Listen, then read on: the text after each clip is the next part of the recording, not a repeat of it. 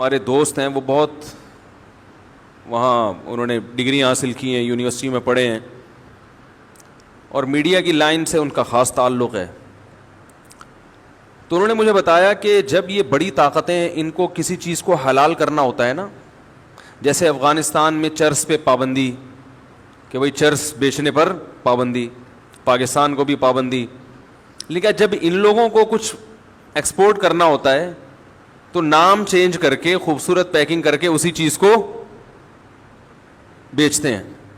انہوں نے کہا انہوں نے چرس اگر بیچنی ہوئی نا, اگر ان کا ارادہ ہوا کہ ہم چرس بیچتے ہیں تو ڈپریشن کی ایک میڈیسن, صحیح ہے نا, وہ نام دے کر اور خوبصورت پیکنگ میں چمک پٹیوں میں لپیٹ کے اس کو ایکسپورٹ کرنا شروع کر دیں گے.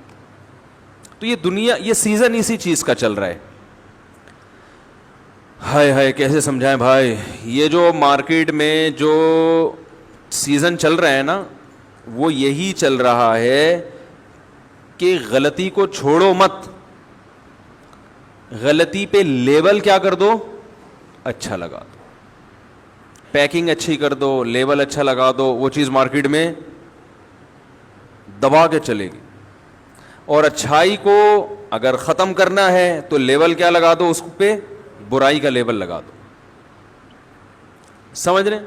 مثال کے طور پر اسلام کہتا ہے عورت گھر میں رہے, عورت کے لیے گھر محفوظ جگہ ہے نا, گھر اس کے لیے قلعہ ہے.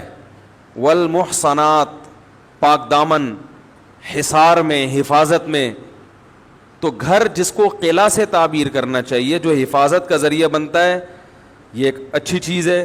اس پہ لیبل لگا لیا قید خانہ ہے بھائی. یہ مولانا لوگ کہتے ہیں کہ عورتوں کو گھر میں قید کر دو. ارے بھائی قید نہیں کر رہے, گھر میں کون قید ہوتا ہے؟ کیا ہو گیا بھائی, سمجھ میں آ رہا ہے؟ گھر میں قید ہوتا تو صاحب آفس سے سیدھا گھر آتے. وہ پاگل ہے جو گھر سے آفس سے سیدھا جیل خانے میں جائے.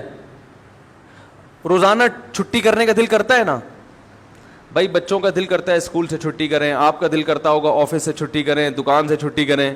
کیوں؟ گھر میں سکون مل رہا ہوتا ہے. تو اگر وہ جیل ہوتا تو بھاگنے کا دل کرتا نا, صاحب کھڑکی سے بھاگ رہے ہوتے, بیگم دوسرے دروازے سے بھاگ رہی ہوتی. کیا خیال ہے؟ تو وہ جو حفاظت کی جگہ تھی اس کو کس سے تعبیر کر دیا؟ قید خانہ. یاد رکھو ایک بات, خوب کان کھول کے سن لو, تمہیں اسلام کے علاوہ خدا کی قسم کہیں سے گائیڈنس نہیں ملے گی. جو شخص یہ کہتا ہے نا کہ میں اسلام کے علاوہ کہیں اور سے سیدھا راستہ حاصل کر لوں, آپ کو کہیں اور سے موبائل ملے گا, پنکھے ملیں گے, دوائیں ملیں گی, اور بزنس بھی ملے گا, سب کچھ ملے گا, لیکن آپ کو سیدھا راستہ نہیں ملے گا.